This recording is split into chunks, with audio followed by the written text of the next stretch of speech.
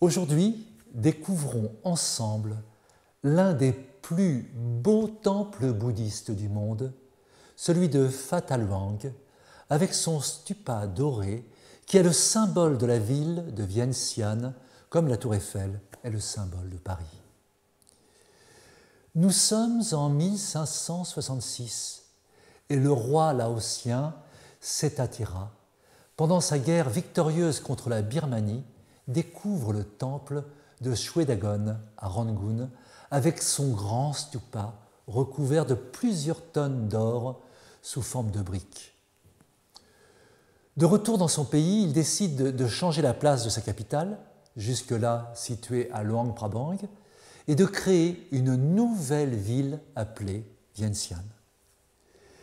Il fait construire Phata Luang, qui signifie le grand stupa d'or, qui deviendra jusqu'à nos jours le monument national représentant la foi bouddhiste et la souveraineté du Laos.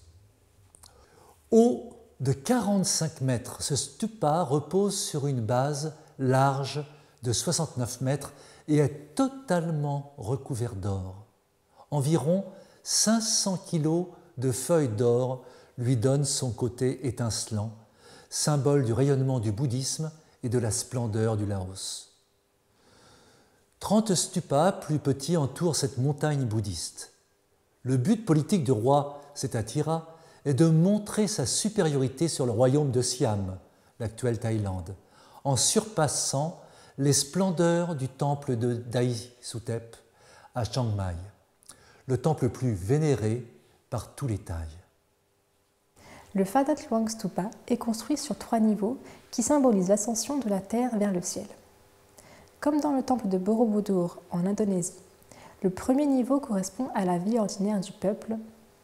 Le deuxième niveau représente une certaine compréhension du Dharma, la voie enseignée par le Bouddha, et le troisième et dernier niveau est la réalisation de l'être éveillé comme le Bouddha. Un cloître magnifique de 85 mètres de long entoure le stupa et abrite diverses statues de Bouddha et des peintures. Le stupa Phata Luang subit de nombreuses destructions et reconstructions. Son or fut pillé plusieurs fois par les Thaïs et par les Birmans, et ses murs réduits en cendres. Très dégradé, le monument fut restauré vers 1901 par l'École française d'Extrême-Orient. Mais les choix architecturaux ne furent pas acceptés par la majorité des Laotiens qui souhaitaient une architecture proche de la pureté d'origine. En s'appuyant sur des documents plus anciens, notamment les dessins faits par Louis de la Porte en 1866, le gouvernement laotien modifia donc le monument vers 1930 pour lui donner sa forme actuelle. Le Phata Luang est maintenant l'une des grandes attractions touristiques d'Asie.